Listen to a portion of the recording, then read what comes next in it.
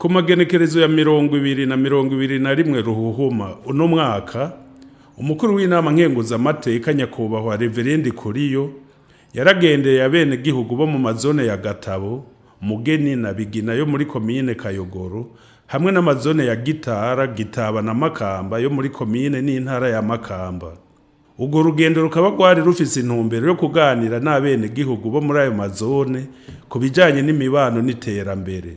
Mw'ijambo yashikirije abenegihugu yagendeye, umukuru w'inama Nkenguzamateka yabanje kubacira ku mayange ibihe bikuru Uburundi bwaciyemwo kuva mu mwaka w'ibihumbi 2015 naho igihugu kigeze ubu.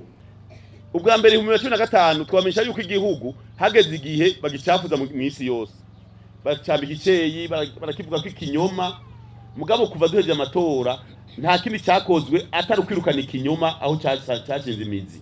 Kwigira wirukana ikinyoma utwara ukuri gushitse ikinyoma gica kinyegeza, kugumyeho ikinyoma gica kinyegera gica gihera. Twaragiye ku murongo muri Afrika turagenda, muri Aziya turagenda, muri Amerika y'epfo turagenda, ngira ngo hasigaye Uburaya na Amerika ya ruguru, kubera bo muri atwo barimo muri kudeta. Baje barimo nibo bariko barakokeza kuko arivyo barondera. Gushika rero aho Uburundi busubira kuronka izina ryabwo ryiza ryiteka, n'ubu aho ugenda hose babwira bati abarundi murabagabo. Ati none bajya abagabo mwaka byagenze gute ngo mubatende nyene mubabuze gukora ivyo bigombeye.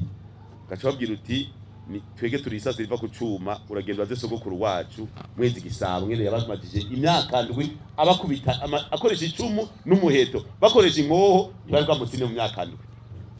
Uri umukozi Imana yahezagira. Nyenyeshero umukuru w'igihugu yavuze ati dusenge dukora.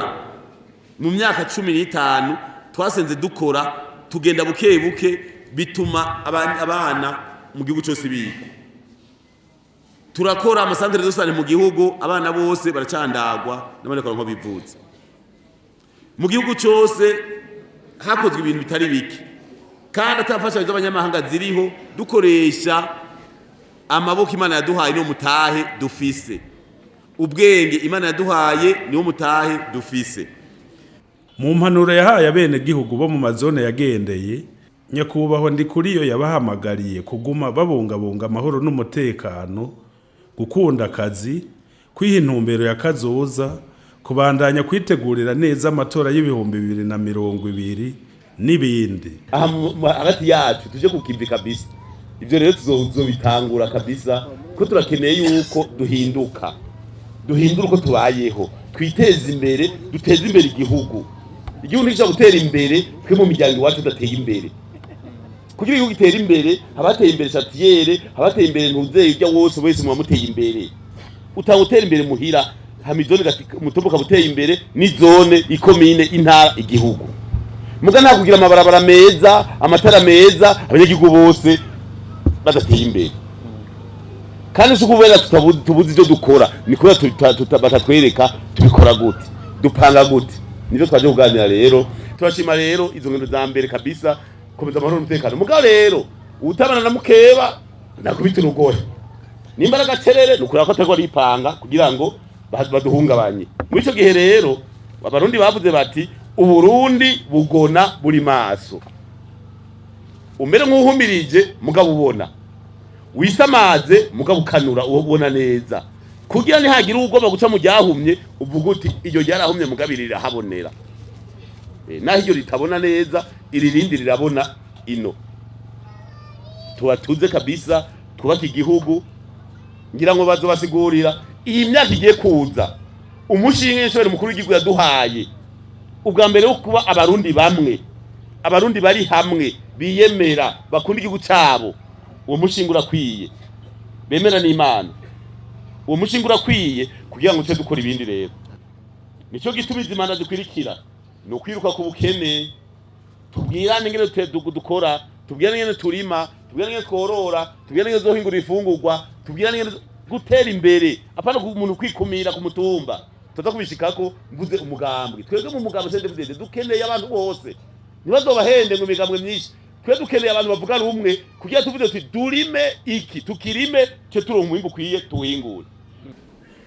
Mwiterambere ni ibiturimwo dukundisha abantu igihugu.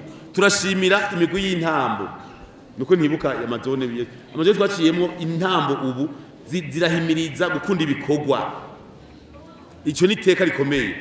Iyo tuko turumviriza indirimbo ntimuzoze murumviriza indirimbo kubera umudiho, umviriza amajambo arimwo, kuko umuntu mu kwigisha aca no mu ndirimbo. Birumvikana yuko ugwaruka, birumvikana yuko imbonera kure, birumvikana ko nyarugamba bariko baravuga gukura amaboko mu mpuzu, gukora tukiteza imbere. Iryo ni iteka rikomeye. Iki gihugu ntimuzorindire ngo hari abanyamahanga zo kucubaka, nitwe tuza kucubaka. Nimba turose ifashanyo bakatwubakira ibirometero 6 vy'ikaburimbo ngaha mu gisagara, twegeshe dukora cyo tubifata neza, mugaze turaba ngene hafi y'ikaburimbo amazaba meza, mutanga kubaka amagorofa mw'intumbero. Iyi ntumbero zo gukora ibikorwa vyiza vy'iteka, iki gisagara tugihindure. Tugomba rero egeranya abanywanyi. Hariho rero n'abagenzi, hari abantu batari mu migambwe benshi, begera mubwira muti dutiza amajwi.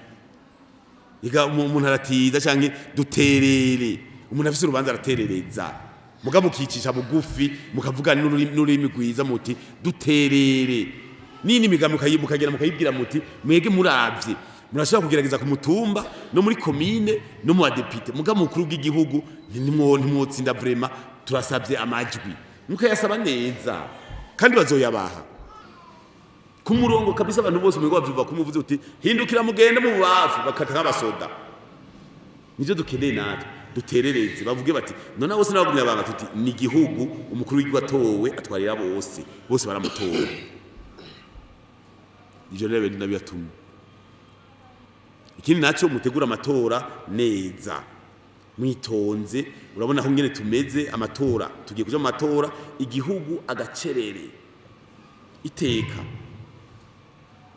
Tuje muri kampanye turashimira imigambwe kwikorana, ntitukana abantu bariko barakura kabisa. Ibi niryo teka dufise, abantu bariko barakura, nta majambo mabi, nta bijambo bidapanze. Indirimbo ukuza muraraba ntagira abaderapo mu ndirimbo, ifo kugira indirimbo zinywanisha zimeze neza.